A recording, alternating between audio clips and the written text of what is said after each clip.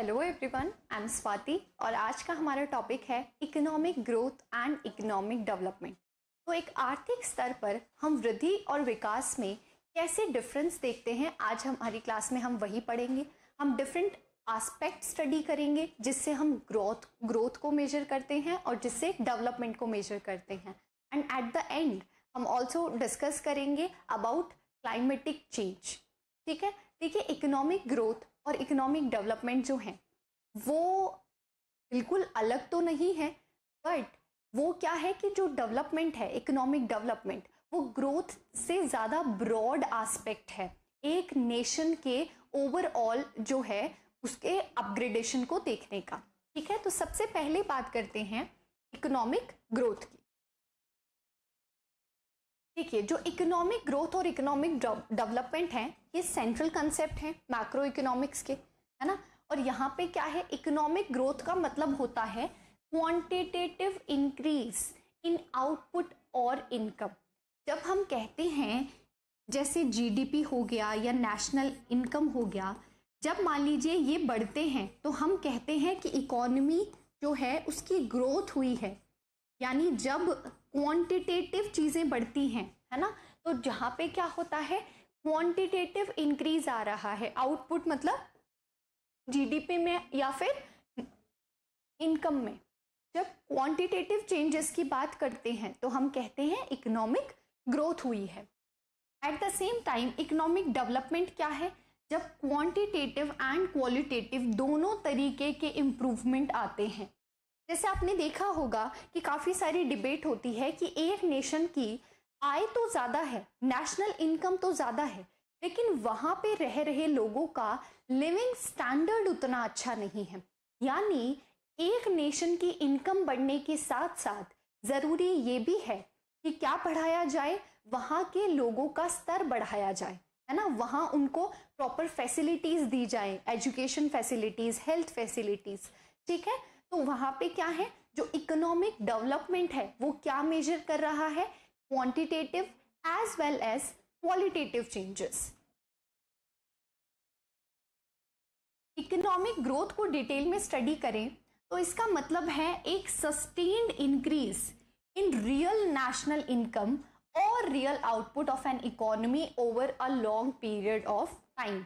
तो क्या होना चाहिए, एक लॉन्ग पीरियड ऑफ टाइम में जब कंटिन्यूसली एक नेशन की इनकम या आउटपुट बढ़ रहा होता है तो हम ये कहते हैं कि इस देश की आर्थिक वृद्धि हो रही है या फिर इकोनॉमिक ग्रोथ हो रहा है। मॉडर्न इकोनॉमिस्ट के अकॉर्डिंग जो इकोनॉमिक ग्रोथ है वो क्या है, long term rise in capacity of an economy to supply increasingly diverse economic goods to its population. यानी जब एक देश का उत्पादन बढ़ता है, उसकी आय बढ़ती है, तो वो देश जो है सक्षम हो जाता है कि वो क्या कर सकता है, वो जो है अलग अलग तरीके की वस्तुओं का उत्पादन कर सकता है अपनी जनता के लिए। ठीक है, तो इकोनॉमिक ग्रोथ क्या है, ये सस्टेनेबल इंक्रीज इन इनकम है जो क्या करती है, पावर देती है कि वहां पे डिफरेंट टाइप्स की गुड्स का प्रोडक्शन जो है वो पॉसिबल हो पाए। अब क्या कैरेक्टरिस्टिक्स हैं इकोनॉमिक ग्रोथ की, यानी हम क्या कब कह सकते हैं कि एक देश जो है उसकी आर्थिक वृद्धि हो रही है। देखिए, सबसे पहली चीज तो है कि ये क्या है, लॉन्ग रन फिनोमिना है। पिछले साल की राष्ट्रीय आय और इस साल की राष्ट्रीय आय को कंपेयर करके हम ये नहीं कह सकते कि एक देश की आर्थिक वृद्धि हुई है। तो जो आर्थिक वृद्धि है या फिर इकोनॉमिक ग्रोथ है वो क्या है, एक लॉन्ग रन फिनोमिना है। ठीक है, दूसरी बात है कि ये कैसा है, क्वांटिटेटिव इन नेचर है, हम इसको मेजर कर सकते हैं, जीडीपी निकाल सकते हैं, नेशनल इनकम हम मेजर कर सकते हैं। ठीक है, ये कैसे मेजर किया जाता है, रियल टर्म्स। अर्थशास्त्र में या इकोनॉमी की भाषा में दो टर्म यूज की जाती हैं, रियल और नॉमिनल। नॉमिनल हम किसी चीज को तब कहते हैं जब हम उसको करंट प्राइसेस पे मेजर करते हैं, और रियल तब कहते हैं जब हम किसी चीज को कांस्टेंट प्राइसेस पे मेजर करते हैं। और कांस्टेंट प्राइसेस का मतलब होता है ऐसे प्राइसेस जो बेस ईयर के प्राइस हो।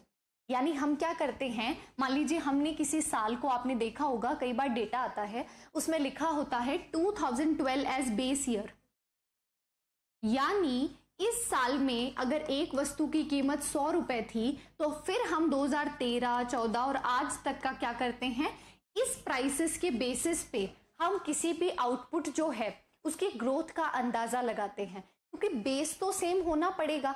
अगर हम जो है किसी भी उत्पादन की वृद्धि को देखना चाहते हैं तो एक समान कीमत स्तर हमें लेनी पड़ेगी, तभी हम देख पाएंगे कि उत्पादन कितना बड़ा है।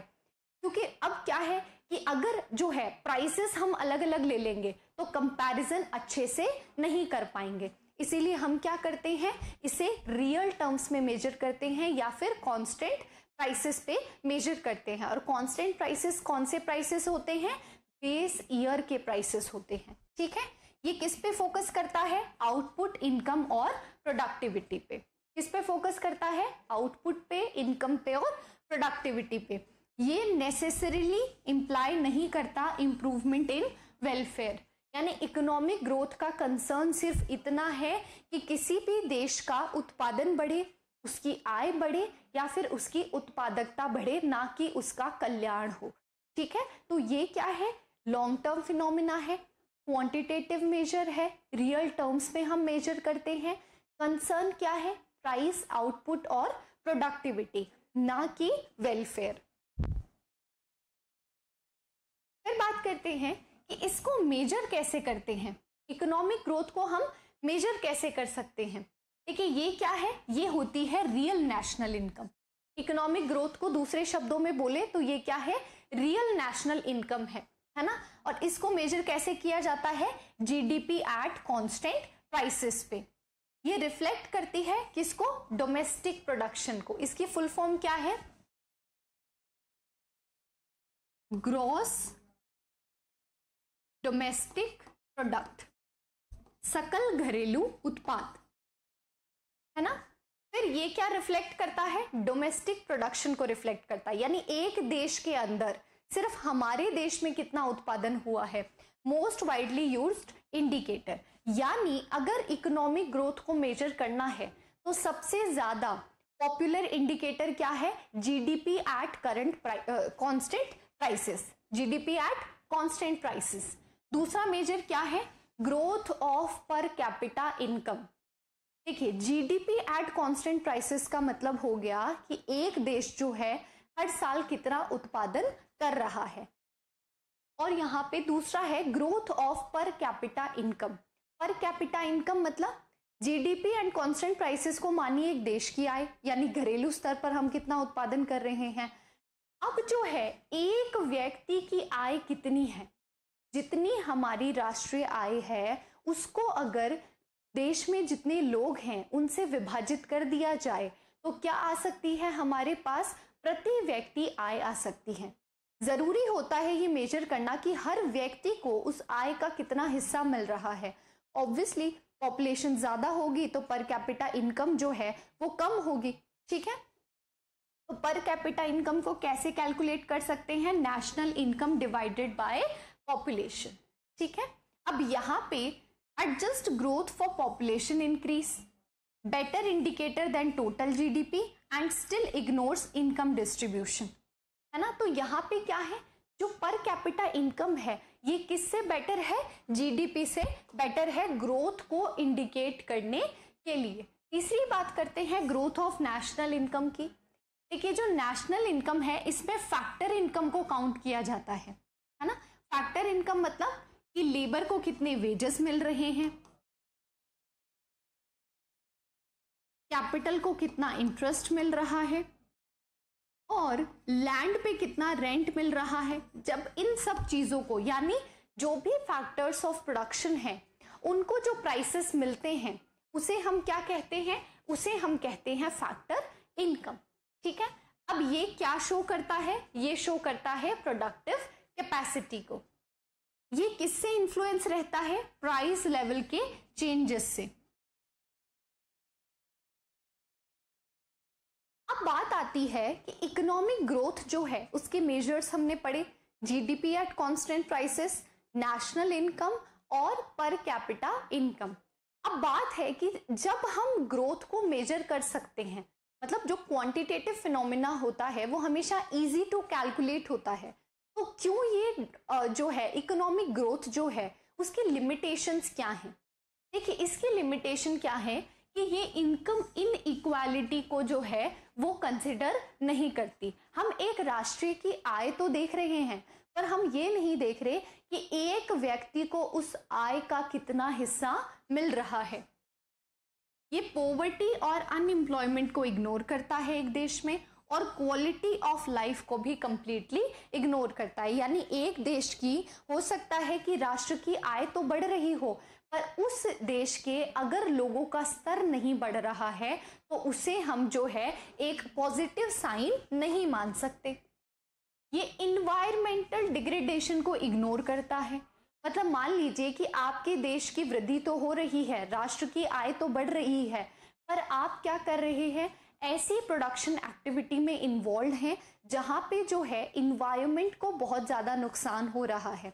ठीक है, और क्या है, ये सोशल और इंस्टीट्यूशनल चेंजेस को कंसिडर नहीं करता। इसीलिए जो है ग्रोथ का मतलब ये नहीं है कि डेवलपमेंट हो रहा है एक देश में। फिर बात करते हैं इकोनॉमिक डेवलपमेंट की, क्योंकि हम कह ही रहे हैं कि देखिए इकोनॉमिक ग्रोथ है अगर, तो हम नहीं कह सकते कि एक देश जो है वो सही दिशा में आगे बढ़ रहा है।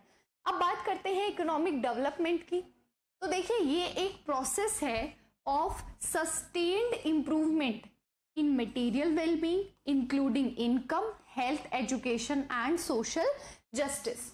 देखिए यहाँ पे इनकम के अलावा और भी फैक्टर्स को कंसिडर किया गया है। ठीक है, तो इसमें जो इकोनॉमिक डेवलपमेंट है वो प्रोसेस है किसका, sustained improvement in material wellbeing including income, health, education and social justice.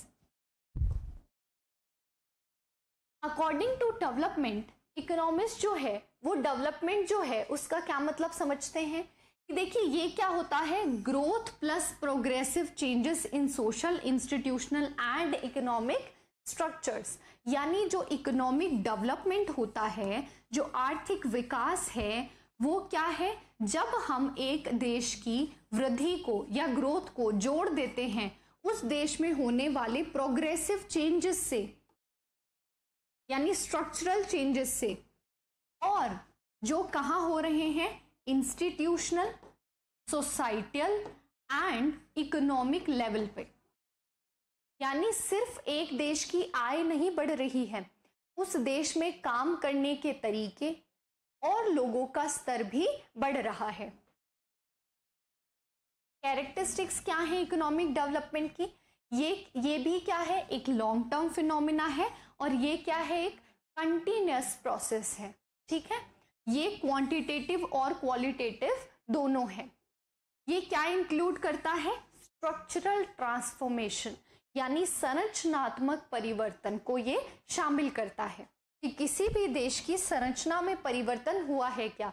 देखिए स्ट्रक्चरल ट्रांसफॉर्मेशन को इस तरीके से समझ सकते हैं कि हो सकता है कि कोई देश जो है वो ज्यादा एग्रीकल्चर एक्टिविटी करता हो, पर हम ये जानते हैं कि जब वो देश जो है वो क्या करेगा, सर्विस सेक्टर में आगे बढ़ेगा, या फिर वो कहाँ पे, वो जो है कैपिटल इंडस्ट्री अपनी बढ़ाएगा, तो उसका विकास हो पाएगा। क्योंकि ये ज्यादा प्रॉफिट गिविंग जो इंडस्ट्रीज हैं, एग्रीकल्चर इंडस्ट्री उतनी प्रॉफिट गिविंग नहीं है। ये फोकस करता है ह्यूमन वेलफेयर पे, reduce poverty, inequality and unemployment. यानी जो भी ड्रॉबैक थे, जो भी कमियां थी इकोनॉमिक ग्रोथ की, वो सब किसने कवर की हैं, इकोनॉमिक डेवलपमेंट या फिर आर्थिक विकास में। अब बात करते हैं इकोनॉमिक डेवलपमेंट के डायमेंशंस क्या क्या हैं, यानी इसके कौन कौन से आयाम हैं। पहला है इकोनॉमिक डायमेंशन। इकोनॉमिक डायमेंशन का मतलब है कि आय बढ़नी चाहिए, increase in real income should be there. दूसरी बात है इंडस्ट्रियलाइजेशन होना चाहिए और टेक्नोलॉजिकल प्रोग्रेस होनी चाहिए। तो ये क्या है, ये है इकोनॉमिक डायमेंशन। सोशल डायमेंशन में क्या क्या आता है? एजुकेशन, हेल्थ और जेंडर इक्वालिटी। ठीक है, तो सोशल डायमेंशन में क्या क्या होगा? एक समाज कब अच्छी जो है क्या कहते हैं कि अच्छी राह पे आगे बढ़ेगा, या एक सामाजिक स्तर पर बदलाव कब आएगा? जब उस समाज में अच्छी शिक्षा दी जाएगी, लोगों के स्वास्थ्य स्तर को सुधारा जाएगा और लिंग समानता एक जो है समाज में आएगी।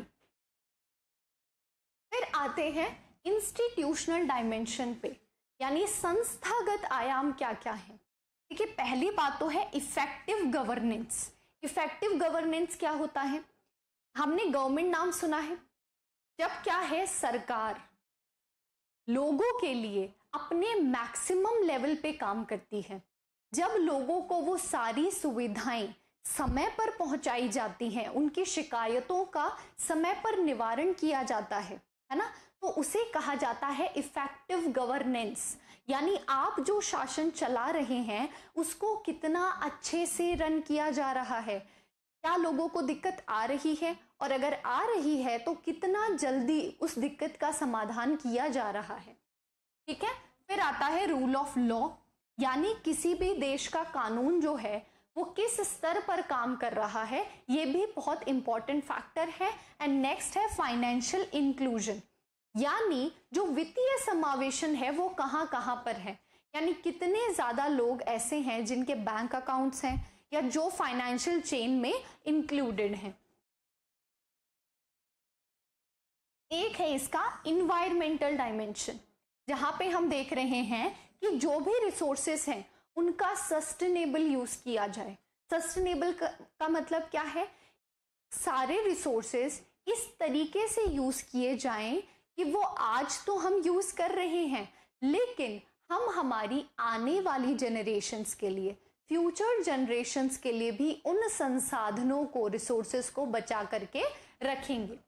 फिर आता है पोल्यूशन कंट्रोल, है ना। इन्वायरमेंटल डायमेंशन में क्या है?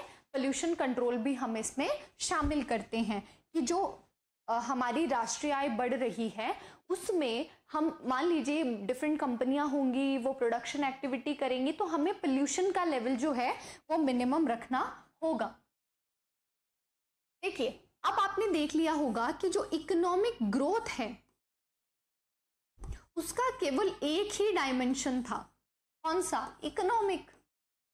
हमें सिर्फ आर्थिक स्तर पर अगर जो है फायदा हो रहा है तो हम ये कहते हैं कि एक कंट्री जो है वो ग्रो कर रही है, लेकिन इकोनॉमिक डेवलपमेंट, एक देश का आर्थिक विकास हो रहा है, ये हम कब कह सकते हैं? जब उस देश का इकोनॉमिक, सोशल, इंस्टीट्यूशनल और इन्वायरमेंटल प्रोग्रेस होता है, तब हम कह सकते हैं कि इकोनॉमिक डेवलपमेंट हो रहा है। अब बात करते हैं कि डेवलपमेंट को कैसे मेजर कर सकते हैं।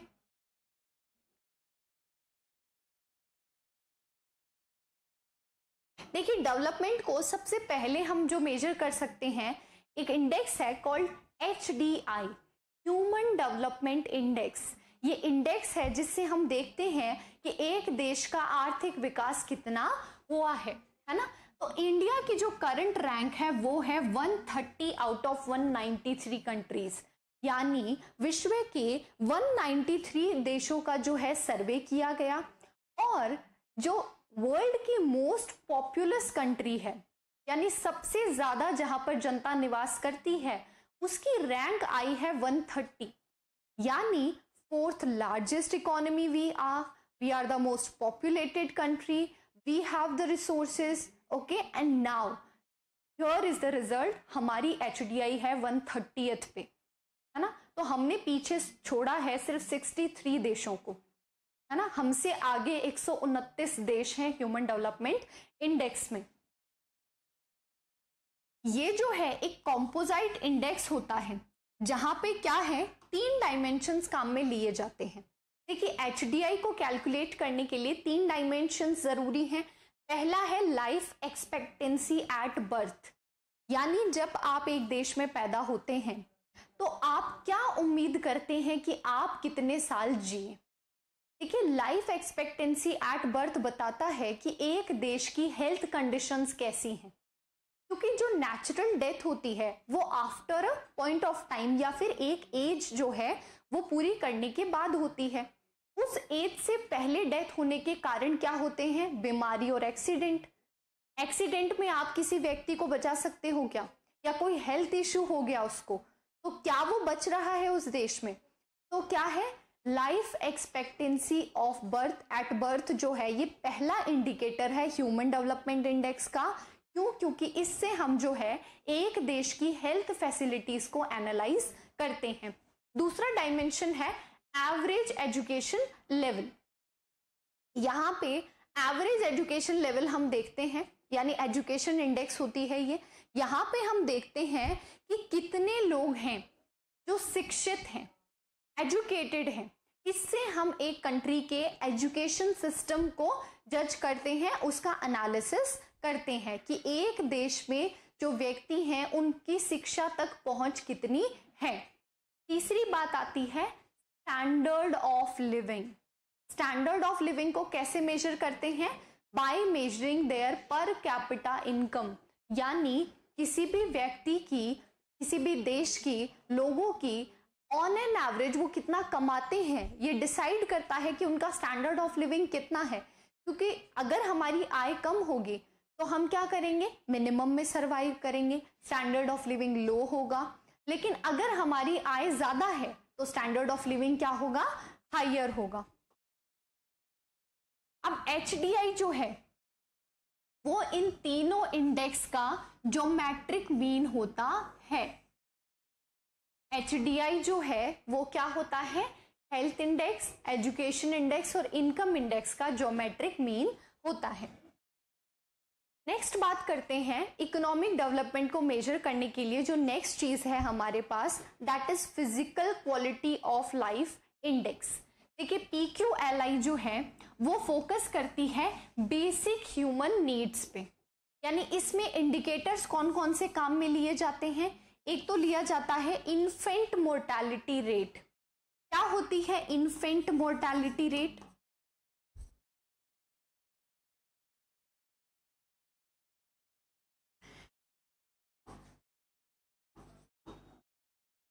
जब एक बच्चा जन्म लेता है तो उसकी जो है मरने की प्रोबेबिलिटी या सर्वाइवल प्रोबेबिलिटी जो है वो सर्वाइवल प्रोबेबिलिटी उसकी कम रहती है जन्म से 1 साल तक। क्यों? क्योंकि वो काफ़ी फ्रजाइल होता है, हो सकता है कुछ कॉम्प्लिकेशंस हो, काफ़ी सारी हेल्थ कंडीशंस हो सकती हैं, बच्चा काफ़ी प्रोन होता है बीमारियों के, है ना। तो उस देश में इनका इलाज संभव है क्या? यानी इन्फेंट मोर्टेलिटी रेट, यानी एक देश में जितने बच्चे जन्म ले रहे हैं उनमें से कितने 1 साल से पहले ही मर जाते हैं, ये मेजर करता है इन्फेंट मोर्टेलिटी रेट। और इसी से मेजर किया जाता है कि उस देश की हेल्थ फैसिलिटीज कैसी हैं। फिर बात करते हैं लाइफ एक्सपेक्टेंसी। लाइफ एक्सपेक्टेंसी हमें पता है जब जन्म के समय जो है हम क्या सोचते हैं कि हम कितना जिएंगे। और तीसरी बात क्या है? Literacy rate. तीसरी चीज हम क्या काउंट करते हैं? लिटरेसी रेट काउंट करते हैं PQLI में, यानी एक देश में कितने लोग जो हैं वो अपना नाम लिख या पढ़ सकते हैं, लिटरेसी रेट कितनी है। जो ये जो स्कोर होता है उसकी रेंज क्या होती है? 0 से 100 के बीच में होती है ना। जो PQLI है वो कितना है करंटली इंडिया का? 117 आउट ऑफ 189 कंट्रीज। वाओ, हमसे आगे 116 देश हैं। Again 4th largest economy, most populated country, and here we are 117th in PQLI। फिर आती है basic needs approach. Basic need जो है वो फोकस करता है minimum requirement for a dignified life. देखिए रोटी कपड़ा मकान ये क्या है? मिनिमम नीड्स हैं, यानी food, shelter, clothing, health, education और सैनिटेशन, ये सब क्या है? ये जो है बेसिक नीड्स होती हैं ह्यूमन बीइंग की। जिस देश में फिर क्या है कि हमारे जो लोग हैं एक देश के, उनको इनकी कितनी एक्सेस है उसके बेसिस पे जज होता है कि इकोनॉमिक डेवलपमेंट कितना है। और कौन कौन से इंडिकेटर्स हैं डेवलपमेंट के? Poverty ratio, literacy rate, infant mortality rate, access to clean water, employment कितना है। अब बात करते हैं ग्रोथ एंड डेवलपमेंट के डिफरेंस की। देखिए ये जो है इकोनॉमिक डेवलपमेंट और इकोनॉमिक ग्रोथ में डिफरेंस बता रहा है। पहली बात करते हैं जो इकोनॉमिक ग्रोथ है वो क्या है, सिंगल डायमेंशनल। कौन सा डायमेंशन, इकोनॉमिक। जबकि इकोनॉमिक डेवलपमेंट क्या है, मल्टी डायमेंशनल है। ये economic, social, institutional as well as environmental parameters को भी ध्यान में रखता है। इकोनॉमिक ग्रोथ जो है वो किसको मेजर करती है, क्वांटिटेटिव चेंजेस को, जबकि economic development quantitative as well as qualitative changes को भी मेजर करते हैं। स्पॉन्टेनियस चेंज होता है इकोनॉमिक ग्रोथ, और जो इकोनॉमिक डेवलपमेंट है वो होता है ग्रेजुअल और स्टेडी चेंज।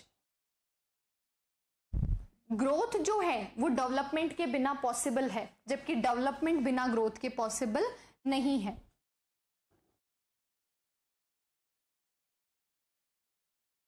ग्रोथ जो है वो नेसेसरी है लेकिन सफिशिएंट नहीं है डेवलपमेंट के लिए। डेवलपमेंट जो है उसमें इंक्लूड किया जाता है ग्रोथ को। अब अगर किसी देश की ग्रोथ हो रही है मतलब उस देश की आय तो बढ़ रही है पर उस देश में लोगों के जीवन का स्तर नहीं बढ़ रहा, तो इसको क्या कहते हैं, ग्रोथ विदाउट डेवलपमेंट को कहा जाता है jobless growth. Growth without development is known as jobless growth. Inequality, environmental damage, इसीलिए डेवलपमेंट जो है वो growth with equity and sustainability को कहा जाता है। अब बात करते हैं इनकम अप्रोच की। देखिए काफी सारी अप्रोचेस हैं, है ना, जिसमें से पहली है इनकम अप्रोच। किसको मेजर करने की, इनकम अप्रोच मेजर करती है एक देश की वृद्धि को, इकोनॉमिक ग्रोथ को, क्योंकि इकोनॉमिक ग्रोथ का मेजरमेंट जो है वो डेवलपमेंट के लिए भी चाहिए। देश की आय तो हमें दोनों ही केसेस में पता होनी चाहिए। तो इसका पहला है इनकम अप्रोच। इनकम अप्रोच किस लिए काम आती है, एक देश की आय या फिर जीडीपी निकालने के लिए, है ना। तो ये क्या मेजर करती है, ये मेजर करती है एक देश की राष्ट्रीय आय को किन किन चीजों को जोड़ करके, income earned by factors of production in a period, यानी किसी भी देश में लोगों को कितने वेजेस, रेंट, इंटरेस्ट और प्रॉफिट मिल रहे हैं, and then adjusting it with taxes, depreciation and net foreign factor income as needed to get GDP और जीएनआई। इसका क्या मतलब है, सीधा सा मतलब है कि एक देश में लोगों को कितनी आय मिल रही है, उसको माइनस किया जाता है कि कितना व्यय हो सकता है, और उसके बाद जो बचता है उसे बोला जाता है एक देश की आय, जिसे वृद्धि के लिए मेजर किया जाता है। इसका फॉर्मूला क्या है, wages plus rent plus interest plus profit and mixed for self employed, ये नेशनल इनकम का फॉर्मूला है।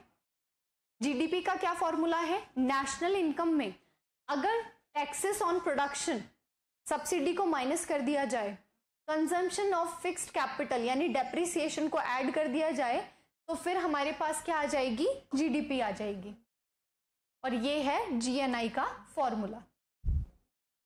देखिए ये न्यूमेरिकल एग्जांपल से आपको ज्यादा समझ आएगा। यहाँ पे हमारे पास क्या दे रखे हैं, वेजेस, रेंट, इंटरेस्ट और प्रॉफिट्स, है ना।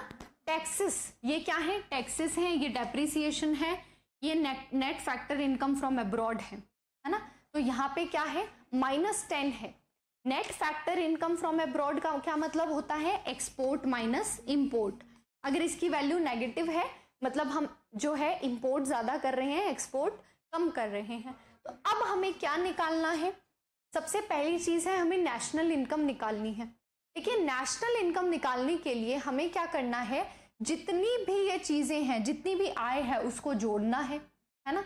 उसके बाद क्या करना है कि अगर हम उसमें टैक्सेस ऐड कर देंगे तो जीडीपी आ जाएगा, और डेप्रिसिएशन ऐड कर देंगे तो हमारे पास जीडीपी आ जाएगा। देखिए इसका मैं एक थोड़ा सा इजी आपको फॉर्मूला बताती हूँ। एक होता है जीडीपी। जीडीपी क्या है, ग्रॉस डोमेस्टिक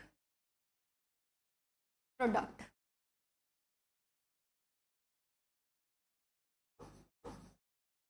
ये क्या बताता है, एक साल में एक देश में कितनी चीजों का प्रोडक्शन हुआ है ना।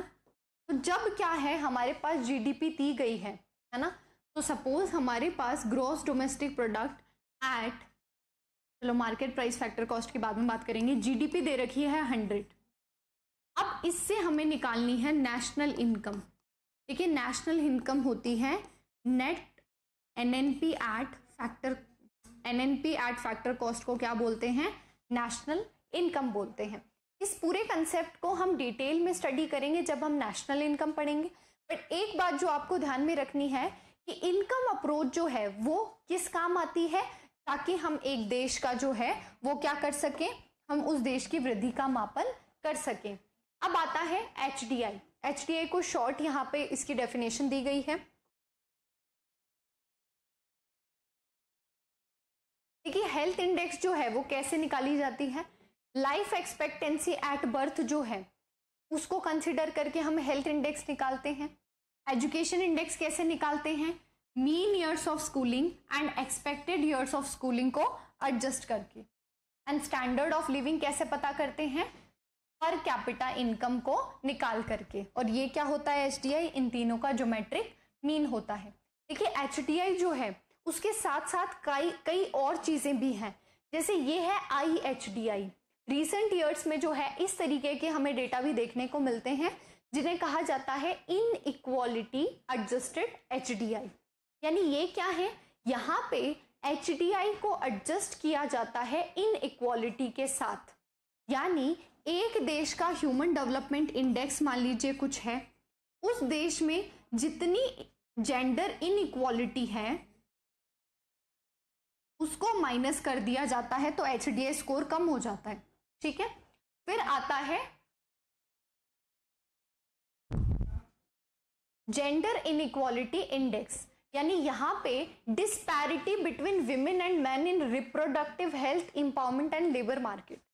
तो जो जेंडर इनइक्वालिटी इंडेक्स है ये एक सेपरेट इंडेक्स है जो ये स्टडी करती है कि एक देश में जो आदमी है और जो औरत है यानी मेन एंड विमेन है वो कितने अलग हैं, किस टर्म्स में, in terms of reproductive health, मतलब उनकी हेल्थ जो है वो कैसे अलग है, एम्पावरमेंट लेवल कैसा है, मतलब जो डिसीजन मेकिंग है उसमें दोनों का रोल कैसा है, और लेबर मार्केट मतलब कितनी औरतें हैं जो बाहर निकल के काम करती हैं, कितने आदमी हैं जो बाहर निकल के काम करते हैं।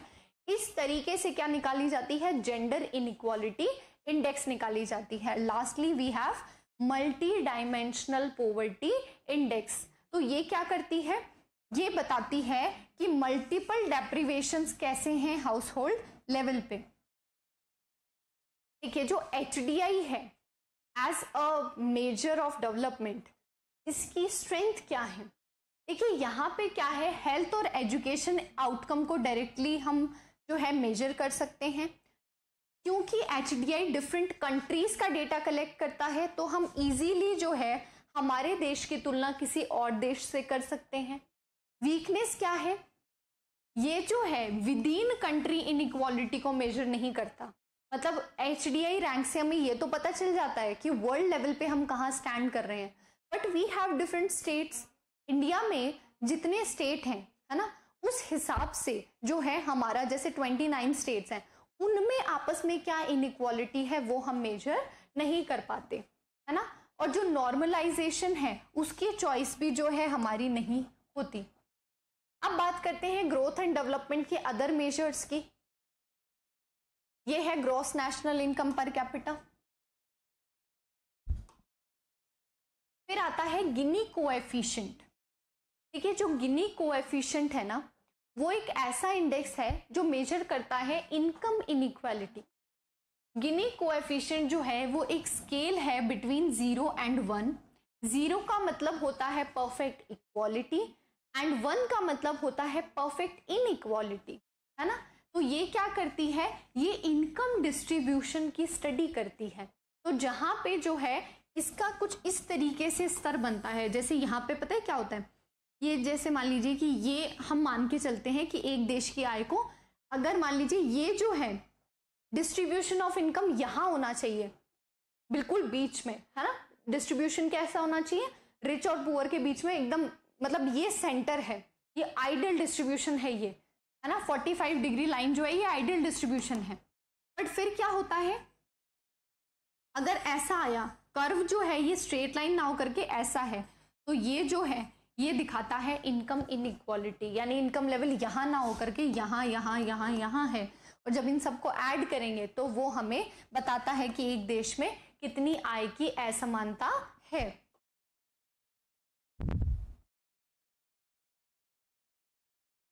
फिर एक मेजर है सस्टेनेबल डेवलपमेंट गोल्स।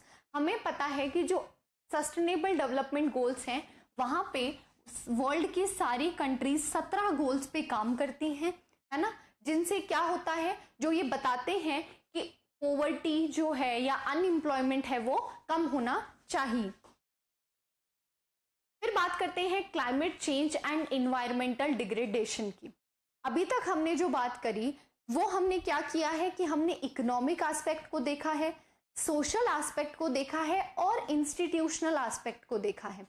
अब हम बात करेंगे इन्वायरमेंटल एस्पेक्ट की, जो इकोनॉमिक डेवलपमेंट में हेल्प करता है, उसको मेजर करने में हेल्प करता है। क्योंकि हमें पता है एक देश का इकोनॉमिक डेवलपमेंट हम तभी मानते हैं जब बाकी 3 फैक्टर्स के साथ साथ पर्यावरण को भी ध्यान में रखा जाए। देखिए हमने देखा है कि रिसेंट ईयर्स में हमें काफ़ी सारे क्लाइमेटिक चेंज देखने को मिले हैं।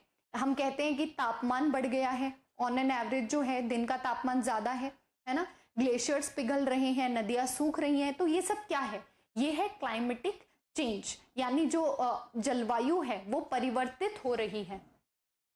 ये क्या होता है, लॉन्ग टर्म चेंज होता है in temperature, precipitation patterns largely driven by anthropogenic greenhouse gases emission। ये ग्रीन हाउस गैसेस है। और इन्वायरमेंटल डिग्रेडेशन का मतलब क्या होता है, decline in quality of natural environment, यानी नेचुरली जो इन्वायरमेंट एग्जिस्ट कर रहा है उसकी क्वालिटी जब डिक्लाइन होती है तो हम कहते हैं कि इन्वायरमेंटल डिग्रेडेशन हुआ है। मान लीजिए एक फॉरेस्ट था, वहां पे फॉरेस्ट फायर हो गई या फिर सॉइल डिग्रेडेशन हो गया या वाटर पोल्यूशन हो गया, तो that is known as environmental degradation. देखिए अब जो है इन इन्वायरमेंटल फैक्टर्स को ध्यान में रखा जाए, इसका एक क्वांटिटेटिव मेजर है, दैट इज इन्वायरमेंटल कुज़नेट्स कर्व। हम इन्वायरमेंट डिग्रेडेशन को मेजर कर सकते हैं EKC से, है ना। तो जो ये इन्वायरमेंटल कुज़नेट्स कर्व है ये एक इन्वर्टेड यू शेप्ड रिलेशनशिप बताता है बिटवीन इन्वायरमेंटल डिग्रेडेशन एंड पर कैपिटा इनकम। देखिए यहाँ पे क्या है कि यहाँ पे देखी जाती है पर कैपिटा इनकम और यहाँ देखा जाता है इन्वायरमेंटल डिग्रेडेशन। तो जैसे जैसे पर कैपिटा इनकम बढ़ती है, पहले तो इन्वायरमेंटल जो है डिग्रेडेशन बढ़ता है और एक लेवल पे जाने के बाद ये कम हो जाता है। इतनी बात क्लियर हुई। देखिए EKC जो है वो मेजर करता है कि देखिए एक राष्ट्र की आय जैसे जैसे बढ़ती है तो पर कैपिटा इनकम और इन्वायरमेंटल डिग्रेडेशन में इनवर्स रिलेशनशिप पाया जाता है। ये साइमन कुज़नेट्स ने 1955 में इंट्रोड्यूस किया था और ये रिलेशनशिप बताता है इनकम इनइक्वालिटी और इकोनॉमिक ग्रोथ में। देखिए यहाँ पे क्या होता है कि जो इन्वायरमेंटल डिग्रेडेशन है वो शुरू में तो बढ़ता है इकोनॉमिक ग्रोथ के साथ, लेकिन इवेंचुअली डिक्रीज होता है after certain level of income और इसे बोलते हैं टर्निंग पॉइंट। यानी पहले क्या हो रहा है, पर कैपिटा इनकम जब जब बढ़ रही है यानी इन्वायरमेंटल डिग्रेडेशन भी बढ़ रहा है, पर फिर after a certain point environment degradation कम होना शुरू हो जाता है।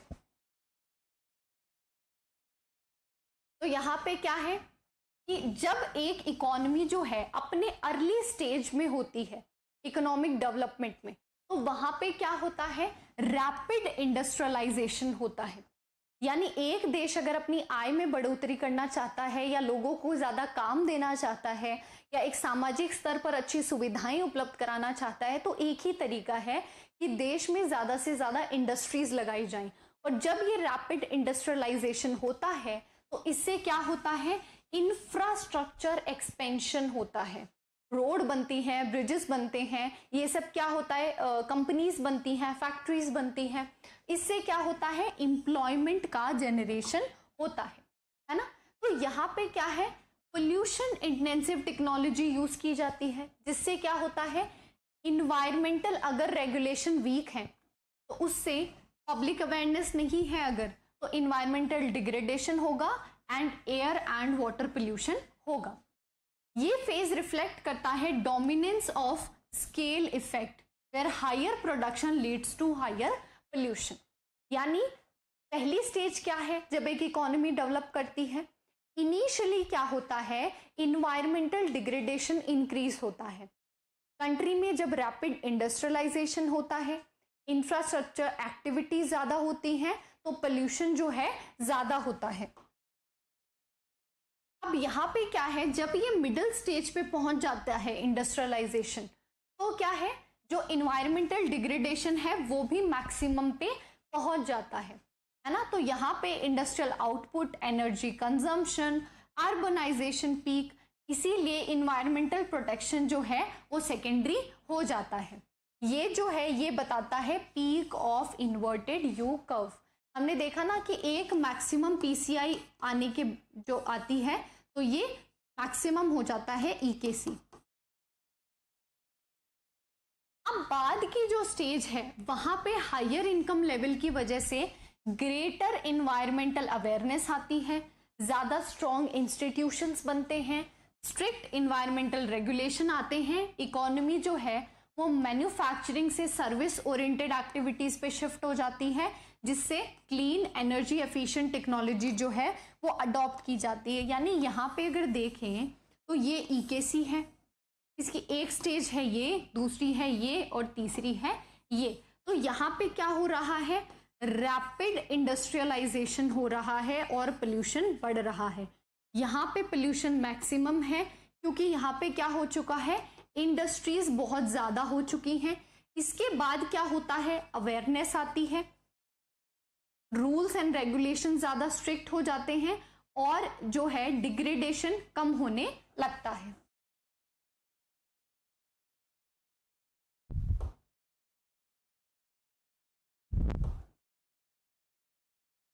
देखिए जो ह्यूमन एक्टिविटीज है ना वो ग्लोबल वार्मिंग को इन्फ्लुएंस करती है।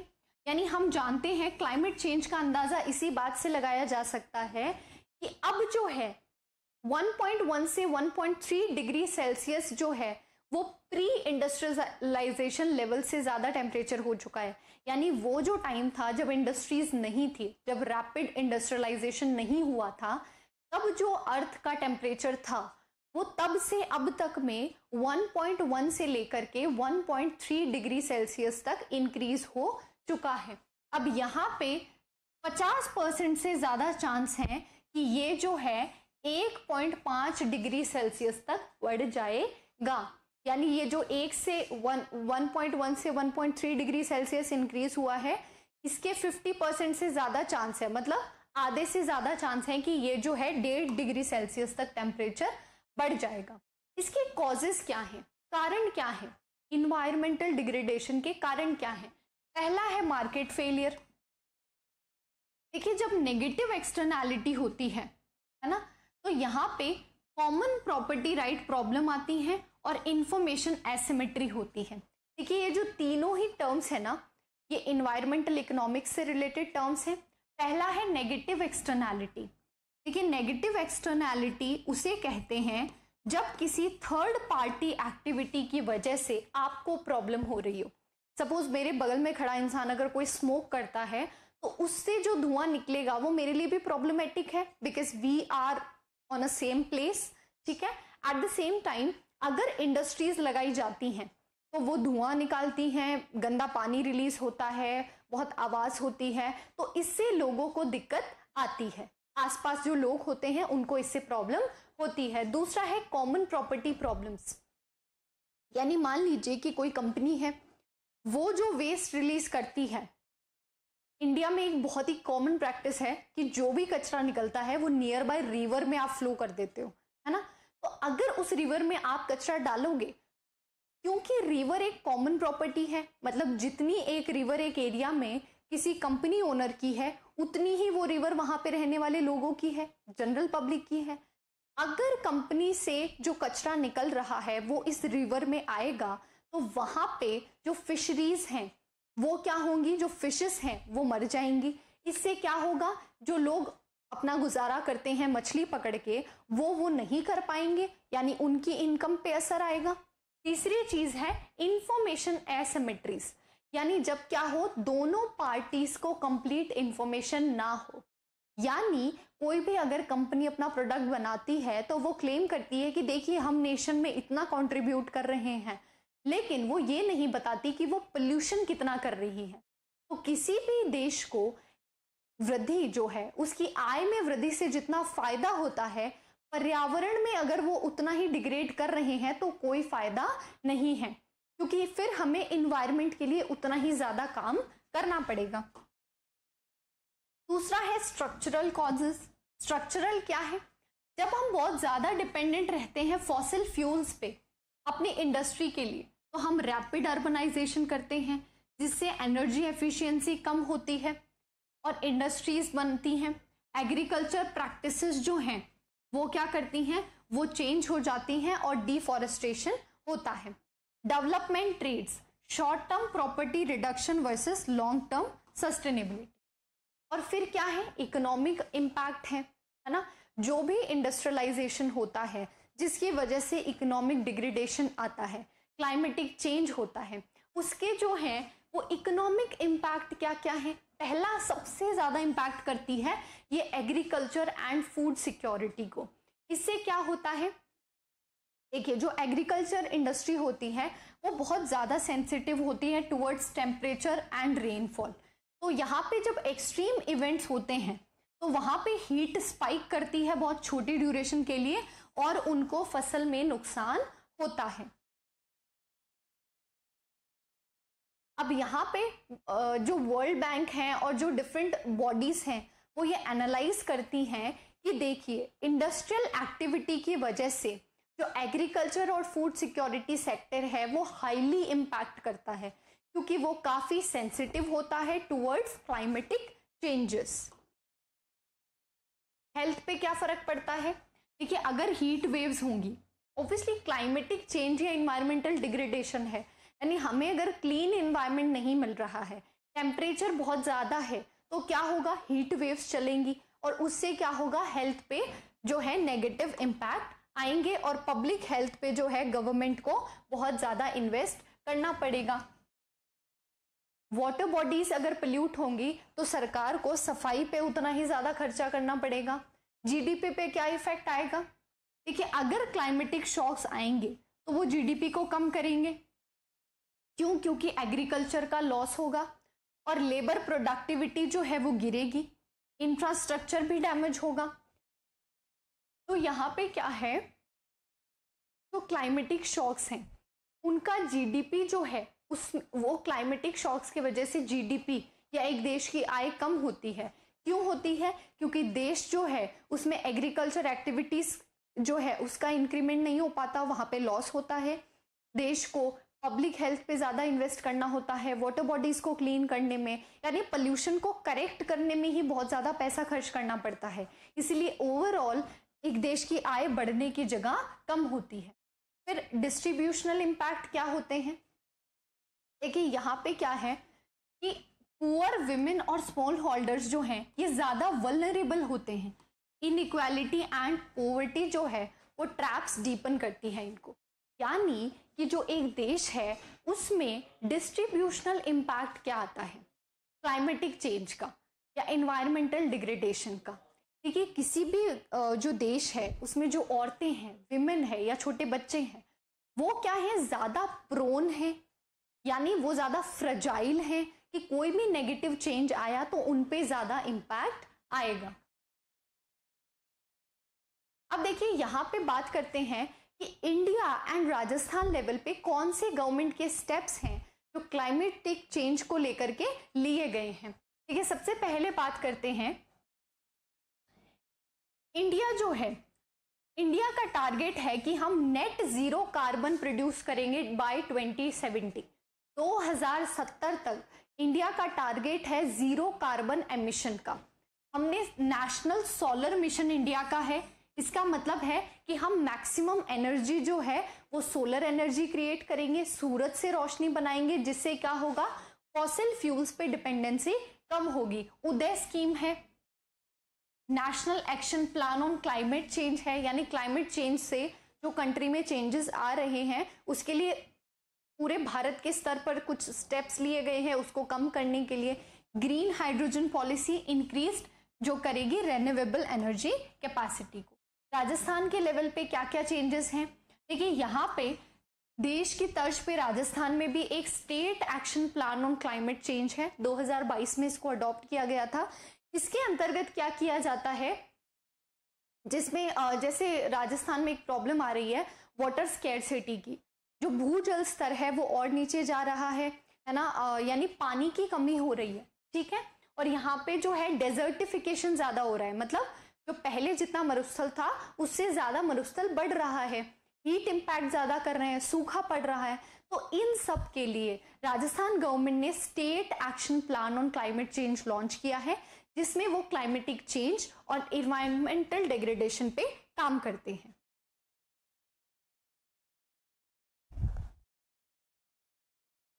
चलिए आज की क्लास में इतना ही। हमने इकोनॉमिक ग्रोथ और इकोनॉमिक डेवलपमेंट को काफ़ी डिटेल में स्टडी किया है। इसको मेजर करने के डिफरेंट अप्रोचेस पे हमने बात की है, जिसमें इनकम अप्रोच, HDI, PQLI जैसी रैंकिंग्स पे भी हमने बात की, एंड लास्टली डिस्कस किया climate change and environmental degradation का नेगेटिव इम्पैक्ट और इसके पॉसिबल सॉल्यूशंस जो कंट्री लेवल और स्टेट लेवल पे लिए जा रहे हैं। थैंक यू सो मच, मिलते हैं अगली क्लास में।